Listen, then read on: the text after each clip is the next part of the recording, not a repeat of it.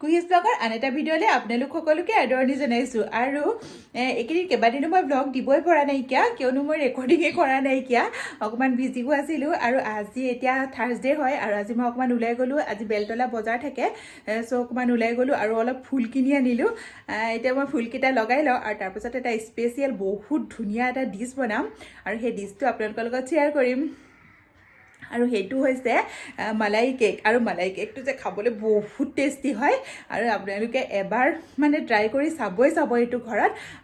তাৰ আগতে মই বনাই দেখাব লাগিব বাৰু কেনেকৈ বনাই আৰু এতিয়া মই ফুলকেইটা লগাই আৰু কি ফুল আনিলোঁ বলকচোন আপোনালোকক এইটো আনিলোঁ অৱশ্যে মই নামবিলাক নাজানো দেই কি এইবিলাকৰ নাম এইটো আনিলোঁ তাৰপাছতে এইটো ৰাবাৰ প্লেন এইটো বাৰু চবেই চিনি পায় তাৰপাছতে এইটো এটা এইটোৰো নাম মই নাজানো কি বুলি কৈছিলে নামটো আৰু এইটো ৰ'জ মানে ইমান ধুনীয়া নহয় কালাৰটো দেখিছেনে কেনেকুৱা ধুনীয়া এটা অৰেঞ্জ কালাৰ টাইপৰ কালাৰটো বহুত ধুনীয়া আৰু এটা কলি ওলাইছে আৰু এপাহ মানে অকণমান ফুলিব ধৰিছে আৰু চ' ফুলকেইটা ভাল লাগিছে ন আৰু এতিয়া মই ফুলকেইটা লগাই লওঁ তাৰপিছতে মই কুকুৰা স্পেচিয়েল ডিছটো বনাম এতিয়া ছফ্ট মালাই কেক বনাবৰ কাৰণে মই লৈছোঁ প্ৰথমতে 4 চামুচ দৈ যিকোনো দৈ ল'লেই হ'ল আপোনালোকে খালি টেঙা দৈ নল'ব মই 3 চামুচ ডাঙৰ চামুচৰ এনেকুৱা এখন চামুচৰ মই 3 চামুচ দৈ ল'লোঁ ইয়াত আৰু এইখিনি চেনি মই মিক্সিত মাৰি লৈছোঁ পাউডাৰ চুগাৰ হয় আৰু এইখিনি মই আধা কাপ লৈছোঁ আৰু এইখিনি মই ইয়াতে দি দিছোঁ এতিয়া আৰু এতিয়া যিকোনো তেল খালি ৰিফাইন তেল ল'ব মিঠাতেল নল'ব এনেকুৱা হেতাৰ মই এনেকুৱা 1 চামুচ ৰিফাইন লৈছোঁ মই আৰু এতিয়া এইখিনি গোটেইখিনি ভালদৰে এইদৰে মিক্স কৰি ল'ম এতিয়া মই 1 কাপ ময়দা লৈছোঁ আৰু এইখিনি চালনীখনত দি দিছোঁ মই আৰু ইয়াৰ লগতে মই যিকোনো বেকিং পাউডাৰ মই এইটো বেকিং লৈছোঁ তাৰ 1 চামুচ লৈছোঁ 1 চামুচ পুৰা নহয় ইমানখিনি লৈছোঁ আধা চামুচতকৈ কম খোৱা চৌদা লৈছোঁ আৰু এইখিনি ভালদৰে মই এতিয়া ইয়াত চালি ল'ম আৰু ইয়াৰ লগতে দিম মই এতিয়া আধা কাপ গাখীৰ যিকোনো গাখীৰ খালি গৰম গাখীৰ নহয় ৰুম টেম্পাৰেচাৰত থকা গাখীৰ আধা কাপ গাখীৰ দিছোঁ মই ইয়াত আৰু এতিয়া এইখিনি ভালদৰে মই মিলাই ল'ম এইদৰে মই গোটেইখিনি ভালদৰে ঘুটি ল'লোঁ আৰু এইটো কনচিষ্টেঞ্চি মই ইমানৰ এনেকুৱাকৈ ৰাখিছোঁ আৰু আজি মই কেকটো এনেকুৱা পেনত বনাম আপোনালোকে যিকোনো বাচনতে বনাব পাৰে মই এইটো লৈছোঁ আৰু এইটোত মই অলপ তেল সানি লৈছোঁ এইদৰে আৰু এতিয়া মই এইখিনি ইয়াত দি দিম এইদৰে দি পেলাই মই এতিয়া অকণমান এনেদৰে টুকুৰিয়াই দিছোঁ আৰু এতিয়া কেকটো যাতে জ্বলি নাযায় তাৰ কাৰণে মই এখন যিকোনো লোহাৰ টেৱা এইখন মোৰ লোহাৰ টেৱা হয় এইখন লৈছোঁ মই আৰু এইখন মই প্ৰি হিট কৰি লৈছোঁ 5 মিনিটৰ কাৰণে আৰু এতিয়া মই জুইটো চিমত দিম একদম কমাই দিছোঁ মই জুইটো আৰু এইখন ইয়াৰ ওপৰত দি দিম এতিয়া আৰু এইদৰে যিকোনো এখন ঢাকনা লৈ পেলাই এইদৰে ঢাকি দিব যাতে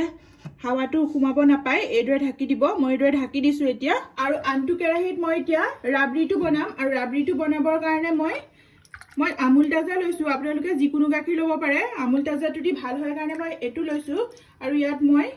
1 কাপ 2 কাপ গাখীৰ দিছোঁ আৰু এইখিনি মই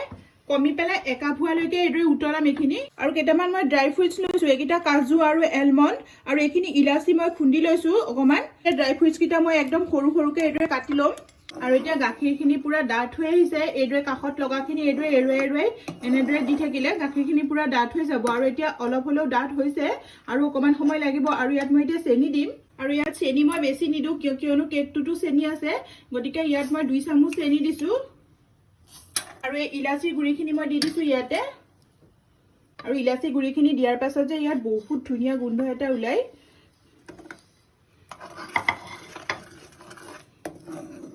আৰু এইখিনি ৰাবৰিৰ কনচিষ্টেঞ্চি হোৱা নাইকিয়া আৰু অকণমান ডাঠ হ'ব লাগিব এইখিনি আৰু এইদৰে মই এইখিনি পগাই আছোঁ এতিয়া আৰু এতিয়া কেকটো চাওঁচোন আৰু অকণমান সময় লাগিব 5 মিনিট লাগিব এইটো বেক কৰোঁতে প্ৰায় 15 পৰা 20 মিনিট সময় লাগে এতিয়া মোৰ 10 মিনিট হৈছে আৰু 5 মিনিটমানৰ হয়তো হৈ যাব এইটো আৰু এইটোৰ কনচিষ্টেঞ্চি পূৰা ডাঠ হৈ গ'ল এতিয়া ইমানখিনিতে ৰাখিব লাগিব ইয়াতকৈ বেছি হ'লে বেয়া হ'ব সেইকাৰণে মই এতিয়া গেছটো অফ কৰি দিছোঁ আৰু এইখিনি অকণমান ঠাণ্ডা হ'ব দিম এতিয়া এইখিনি আৰু এইখিনি যে পূৰা ৰাবৰিৰ নিচিনা লাগিছে আৰু ইমান ধুনীয়া গোন্ধাইছে নহয় আৰু এতিয়া কেকটো মোৰ হৈ গৈছে অলমষ্ট মই এতিয়া টুথপিক এডাল দি পেলাই এইদৰে ইয়াত ফুটা কৰি চাম ইয়াত লাগি আহে নেকি আৰু ইয়াত সম্পূৰ্ণ ক্লিয়াৰ হৈ আহিছে, এডালত অকণো লাগি অহা নাই, তাৰমানে এইটো হৈ গ'ল। আৰু এতিয়া মই গেছটো অফ কৰি দিম আৰু এখন ফৰ্ক দি পেলাই মই এইটো এতিয়া ফুটা কৰি দিম এইদৰে।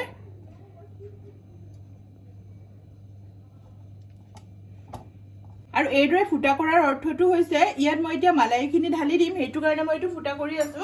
আৰু এতিয়া মোৰ এইখিনি ৰাবৰিখিনি আৰু ইয়াৰ ওপৰত দি দিম মই এতিয়া ৰাবৰিখিনি।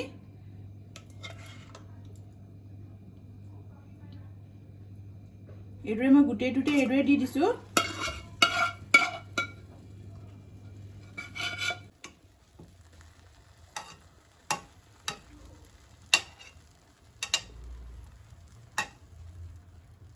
আৰু দেখিবলৈ কিমান ধুনীয়া লাগিছে দেখিছেনে? আৰু ইয়াৰ ওপৰত মই এতিয়া ড্ৰাই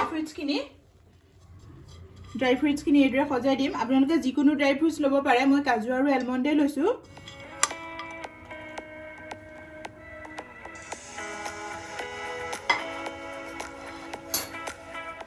আৰু এইদৰে সফ্ট মালাই কেক আমাৰ ৰেডি হৈ গ'ল। আৰু এইখিনি মই এতিয়া প্ৰায় 10-15 মিনিটমানৰ কাৰণে এইদৰে ঠাণ্ডা হ'ব দিম আৰু তাৰপাছত কাটিম। আৰু তেতিয়া যে বহুত টেষ্টি হয়, কাৰণ ৰাবৰিখিনি তাৰ মাজত সোমাই যাব 10-15 মিনিটৰ কাৰণে, সেইকাৰণে এইখিনি এইদৰে ৰখাই দিম মই। আপোনালোকে ফ্ৰিজতো থ'ব পাৰে আৰু নৰ্মেল টেম্পাৰেচাৰত থ'লেও ধুনীয়া হয়।